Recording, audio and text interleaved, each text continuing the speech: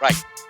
So I'd love to dig a little bit more into the actual process, right? So let's pretend I'm a freelancer. I call you, hey, I've got this athleisure brand and we're doing a tank and leggings or whatever we're doing. And you can get me, I know that each of the different companies you represent sort of do things differently, but maybe we can just Right. talk like generally, how does Right. this work? So the freelancer out there who's not done this in the past, they have a little bit of an idea of what the whole process looks like. So they call you, they get some swatches, and then what happens?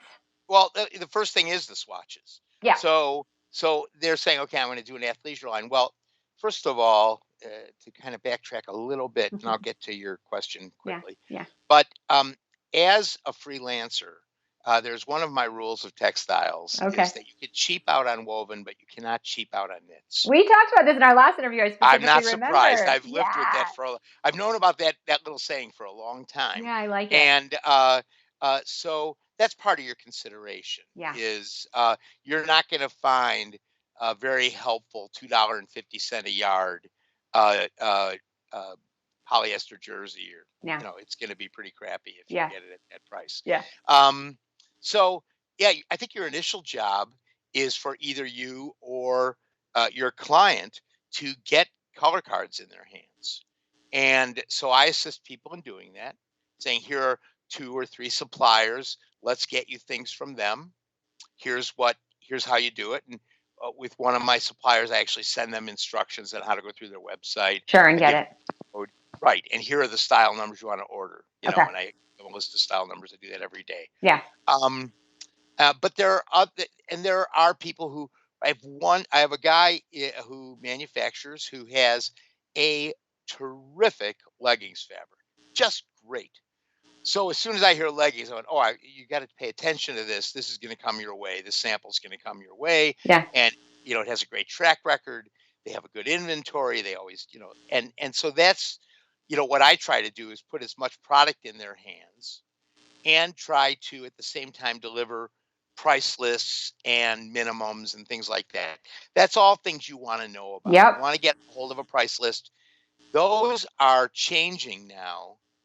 Some suppliers changing 2, 3, 4 times a year. I have one supplier who's been changing, going upwards every 6, 8 weeks. Everything's going up right now. Yeah. Yes, it's pretty, and in some cases pretty dramatic, and in other cases not so dramatic. Okay. So I think initially you want to get fabrics in front of yourself and in front of your clients that can be helpful, and then start to look at, well, we like this feels great. Then you're going to try to buy 5 yards for sampling, for prototypes, or 10 yards, whatever you need for sampling. Yeah.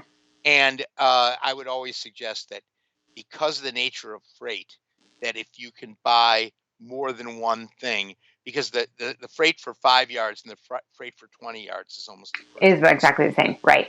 Right. Because it's rolled and it just, Right. So if you could do that, sometimes that doesn't work out. You're buying one thing at a time. That's fine. Yeah. But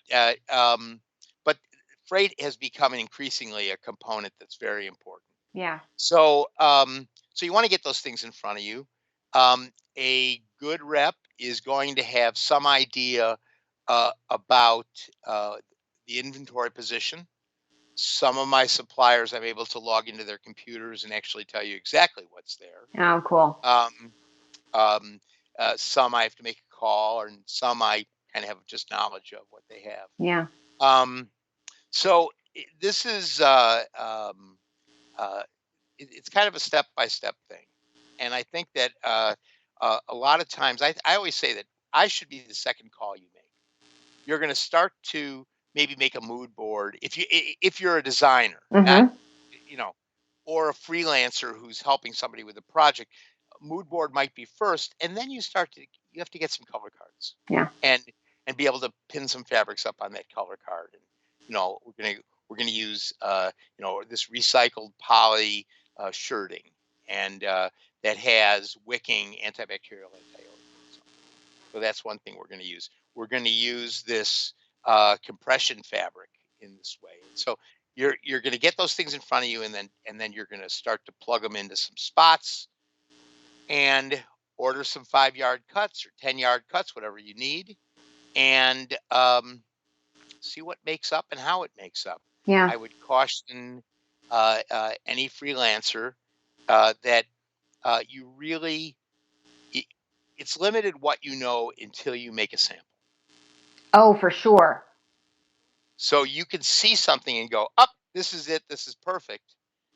And then you make it up and you're disappointed. You can see other things that you think, wow, this is kind of ordinary. Yeah. But you make it up and it looks great. Yeah. So I think it's almost like a pyramid. You're going to start by making getting a lot of color cards, and then when you start to make samples, you're going to be more limited. And of course, as you start to develop a product, you're going to be even You more pick the limited. one. Yeah. You pick the one.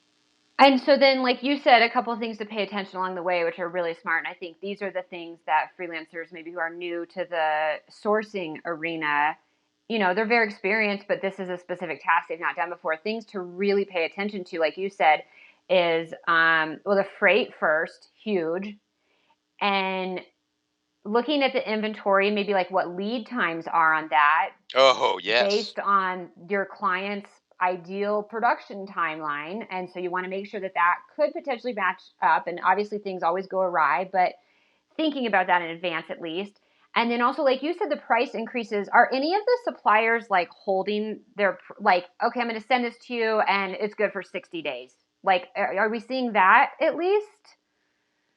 You're seeing some suppliers that have more stability in their pricing than others.